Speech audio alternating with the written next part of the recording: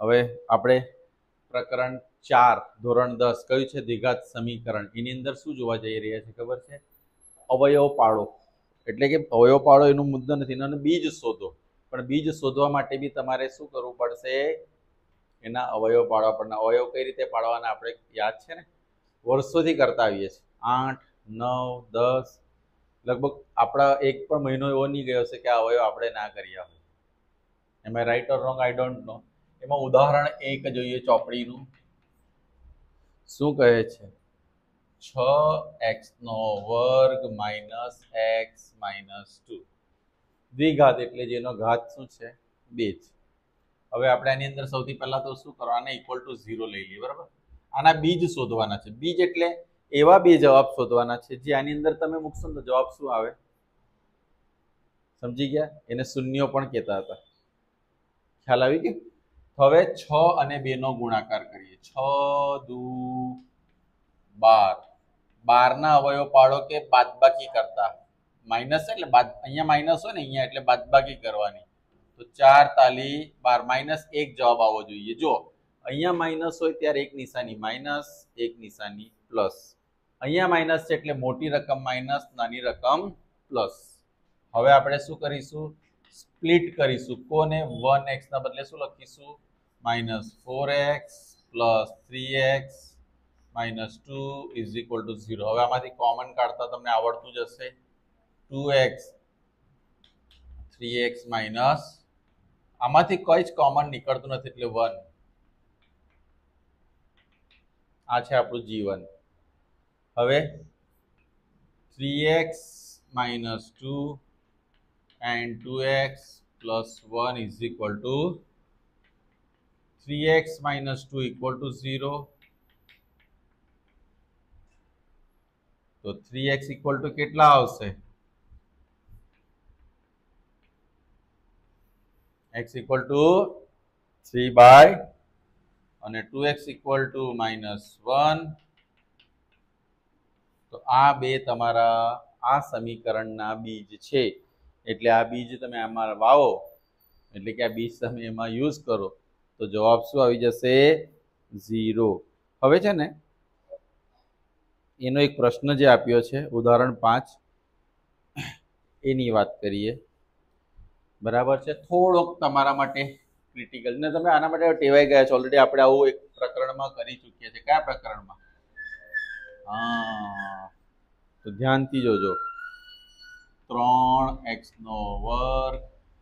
2 વર્ગમૂળમાં 6x છે ને, વત્તા 2 બરાબર 0. આપણે આના અવયવ પાડવાના. 3 દુ શું અવયવ પડશે? હવે 6 ના અવયવ પાડો કે સરવાળો કરતા આ જવાબ આવે. હવે આ તો આપણા માટે ચમત્કાર જેવું થઈ ગયા. કઈ રીતે થશે? તો આની અંદર આપણે 6 ના અવયવ પાડીએ. 6 એકા 6 પાડી શકીએ, પણ 6 માંથી 6 ને 1 કરીએ તો 7 થાય. અહીંયા તો કંઈક આ રીતે આવે છે. હજુ 6 ના સ્પ્લિટ કરો. વર્ગમૂળ 6 અને 1 નું શું થાય? 1 એકા 6 પડે. મેં શું કર્યું? અહીંયા 6 ના અવયવ પડે વર્ગમૂળ 6 અહીંયા વર્ગમૂળ 6 ગુણ્યા વર્ગમૂળ 6. હવે 1 વર્ગમૂળ 6 1 વર્ગમૂળ 6 તો લખીશું કેવી રીતે? જોજો, અહીંયા 2 વાર વર્ગમૂળ 6 છે તો આપણી પાસે 2 વાર આવી ગયા ને. વર્ગમૂળ 6x માઇનસ વર્ગમૂળ 6x વત્તા 2 બરાબર 0. હવે આમાંથી કોમન કાઢવાનો પણ લોચો. આપણે કોમન કાઢતા પણ શીખીએ. 3x² માઇનસ વર્ગમૂળ 6x માં કોમન કઈ રીતે નીકળશે? 3x² એટલે x ગુણ્યા x. પણ હું શું કરીશ? આ 3 ના 2 ભાગલા કરીશ. વર્ગમૂળ 3 વર્ગમૂળ અને 6 ના વર્ગમૂળ 3 વર્ગમૂળ 2 અને ગુણ્યા શું થશે? x. બંનેમાંથી શું કોમન નીકળ્યું? વર્ગમૂળ 3. બીજું શું કોમન નીકળશે? તો હવે શું રહેશે? વર્ગમૂળ 3x માઇનસ અહીંયા શું રહેશે? વર્ગમૂળ. Clear everyone? હજુ આપણે આવા દાખલા જોવાના છે. ઘણા માટે આ ચમત્કાર હશે. ચિંતા નહીં કરો, એ ચમત્કાર ધીરે ધીરે નોર્મલ. વર્ગમૂળ 3x તો બ્રેકેટમાં શું રહેશે? માઇનસ. હવે આ બે માંથી શું કોમન નીકળશે? જો મને મગજમાં નહીં આવતું તો પહેલા તમારે આ કાઉન્સ મૂકી જ દેવાનું. કારણ કે આ જ કાઉન્સ સેમ આવશે. અહીંયા શું હતું? વર્ગમૂળ 6 આપણે લખ્યું શું? તો શું આવશે? વર્ગમૂળ 2. સમજી ગયા? તો વર્ગમૂળ 3x માઇનસ વર્ગમૂળ 2, વર્ગમૂળ 3x માઇનસ વર્ગમૂળ 2 બરાબર વર્ગમૂળ 3x માઇનસ વર્ગમૂળ 2 બરાબર 0, વર્ગમૂળ 3x માઇનસ વર્ગમૂળ 2 બરાબર 0,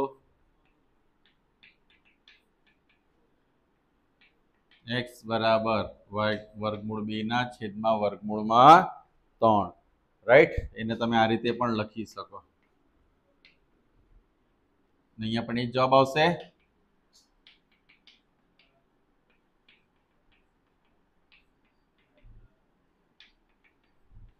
હવે આવા ક્વેશ્ચન જ્યારે હોય જે મને વધારે પડતા ડિફિકલ્ટ જેવું ફિલિંગ આપતા હોય એવા ક્વેશ્ચન છે ને મારે વધારે વાર પ્રેક્ટિસ કરવા જોઈએ. કારણ કે તમે આ વસ્તુઓ પ્રેક્ટિસ વગર શક્ય નથી. ચમત્કાર જેવું આમાં હોતું નથી. હવે હું લઉં છું સ્વાધ્યાય 4.2 નો પહેલો પ્રશ્ન. x² માઇનસ 3x માઇનસ 10 બરાબર 0. બરાબર? ઓહો, સરસ. કેટલા થયા? આવ્યા. હવે મારે 10 ના અવયવ પાડવાના છે. કોના અવયવ પાડવાના છે? બાદબાકી કરતા 3 જવાબ આવે તો શું આવશે? 5 દુ થાય ને, માઇનસ 10 ના અવયવ પાડો. 5 દુ 10 minus 5x minus 2x minus 10. આમાંથી શું કોમન નીકળે? x. અચ્છા, અહીંયા પ્લસ 2x આવશે. એક્ઝેક્ટલી. હા, એક વસ્તુ ફરીથી અહીંયા માઇનસ હોય તો એક નિશાની માઇનસ, એક નિશાની પ્લસ. અહીંયા માઇનસ છે તો મોટી રકમ માઇનસ, નાની રકમ રાઈટ. પેલા ભાઈ વચ્ચે એન્ટ્રી મારીને એટલે થોડું ડાયવર્ઝન થઈ ગયું. x માઇનસ 5 x વત્તા x માઇનસ 5 બરાબર 0, x વત્તા 2 બરાબર. ચાલો, આમાં કોઈને કોઈ પ્રશ્ન તો હોવો નહીં, જોઈને હોય તો મને પૂછી શકશો. નથી પ્રશ્ન કોઈ? શ્યોર? પાક્કું ને? ચાલો, હવે આપણે વાત કરીશું એમાં પ્રશ્ન નંબર 2 ની. કોનો? 4.2 નો બીજો, પહેલા પ્રશ્નનો બીજો. 2x² minus plus x minus 6 is equal to. આમાં શું થશે? 2 અને 6, 2 અને 6 નું મલ્ટીપ્લાય શું થાય? 12. પણ અહીંયા માઇનસ એટલે માઇનસ 12 ના ફેક્ટરાઇઝેશન કરો કે આન્સર 1 આવે. તો 4 3 અહીં પ્લસ હોય તો મોટી રકમ પ્લસ, નાની રકમ. તો આપણે શું કરીશું?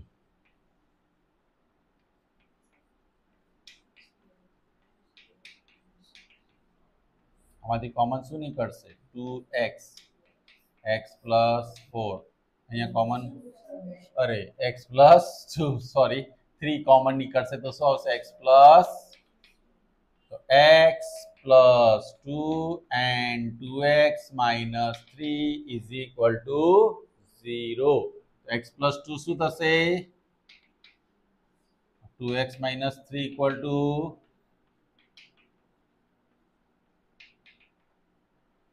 x equal to 3 by. તો આ આપણા શું મળી ગયા? ઉકેલ, એટલે કે બીજ એટલે કે શૂન્ય. બરાબર? હવે પાછો તમારા માટે પેલો કોમ્પ્લિકેટ ક્વેશ્ચન જે તમને લાગે છે પણ એટલો કોમ્પ્લિકેટેડ હોતો, એના માટે થોડો સ્પેસ જોઈશે એટલે આપણે લખી દઈએ. હવે વાત કરીશું, અહીંયાથી ક્વેશ્ચન ચાલુ કરું છું. 3rd number.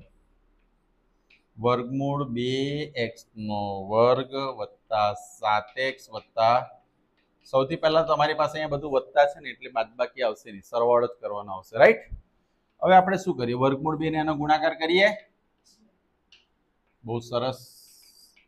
તો 5 નું તો 5 જ રહેશે. વર્ગમૂળ 2 શું થઈ જશે? ઓકે, 5 દુ 10, આ જ આવશે. 5 દુ 10, 5 ને 2 7. ખબર પડી શું કર્યું? આનો ને આનો ગુણાકાર કર્યો. આનો ને આનો વર્ગમૂળ 2 શું થશે? 2. આ શું થશે? 5. 5 દુ ક્લિયર. અવયવ પણ આપણા એ જ છે, તો લખીશું કેવી રીતે? 7 ને સ્પ્લિટ કરીએ, 5x 2x 5 વર્ગમૂળમાં 2, આ બેનું શું થશે બોલો?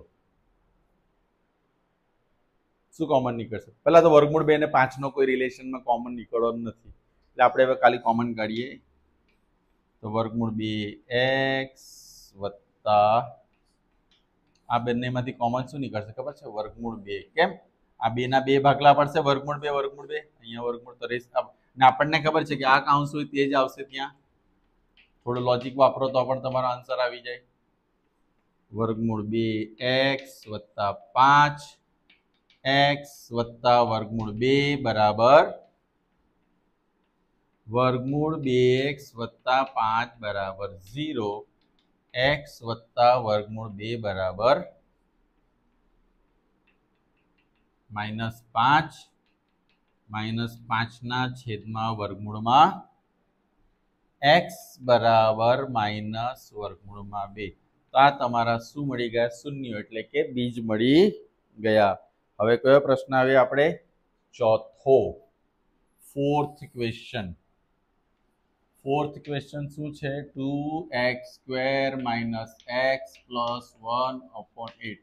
ને આપણે જાણીએ છીએ કે આવું હોય ત્યારે આપણે એને પ્રમાણિત સ્વરૂપમાં ફેરવવા માટે શું કરીએ છીએ? લસા 8 આપ્યો છે ને, એને બધા સાથે ગુણાકાર કરી દઈએ. સિમ્પલ. 8 કૌંસમાં 2x², બધાને ખ્યાલ આવે છે, અને 0 સાથે પણ 8 નો ગુણાકાર થાય. 8 દુ 16 -8, 8 8 ગયા 1, અને અહીંયા શું આવશે? 16 એકા 16 ના અવયવ પાડો કે -8 જવાબ આવશે. 16 એકા 16 ના જવાબ પાડો, 4 ચોક 16, બંને માઇનસ માઇનસ આવશે. જ્યારે અહીંયા પ્લસ હોય ને તો જવાબની બંને નિશાની સેમ આવે, કાં તો બંને પ્લસ આવે, ક્યાં તો બંને, અહીંયા શું છે? માઇનસ, એટલે બંને માઇનસ આવશે. અહીંયા જો પ્લસ હોય, જેમ કે અહીંયા પ્લસ હતું તો બંને શું આવ્યું હતું? Clear everyone? ઓલરેડી આપણે સ્પ્લિટિંગ મેથડ બહુ ડિટેલમાં સમજાવી છે તમને. આ બેનું કોમન 4x -1, તો 4x માઇનસ, હે પ્રભુ, સમજ પડે છે બધાને? ચાલો તો સરસ. તો 4x = 1, x = 1/4x = 1.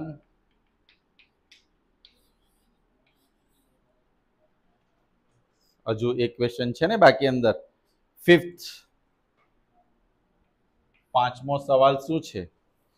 100x નો વર્ગ -20x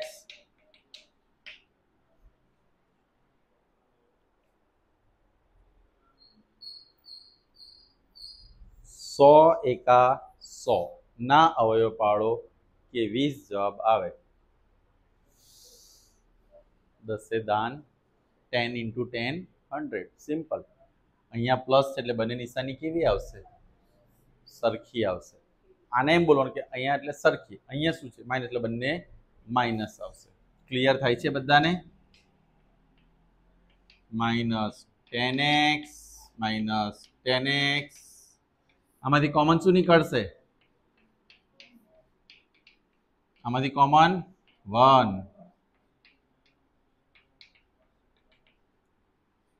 10x - 1, 10x - 1 બરાબર, તો 10x - 1 બરાબર 0, 10x - 1 બરાબર 0, 10x = 1,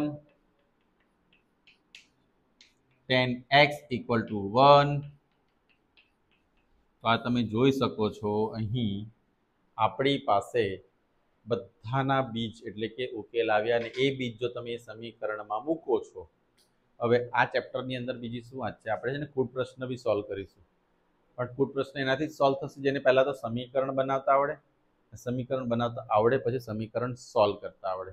અને સ્પ્લિટિંગ મેથડમાં હજુ પણ તમને ડાઉટ હોય તો આ અને બીજું ચેપ્ટર તમારા માટે કષ્ટદાયક થઈ શકે, પણ ટેકનિકલી આ સ્કોરિંગ સબ્જેક્ટ, સ્કોરિંગ ચેપ્ટર છે. ઓકે, આમાં કોઈને કંઈ પૂછવું છે? નથી? ક્લિયર? ચાલો તો પછી તમે આ કોપી કરો અને બીજા હું ક્વેશ્ચન તમને આપું છું એ તમે સોલ્વ કરો.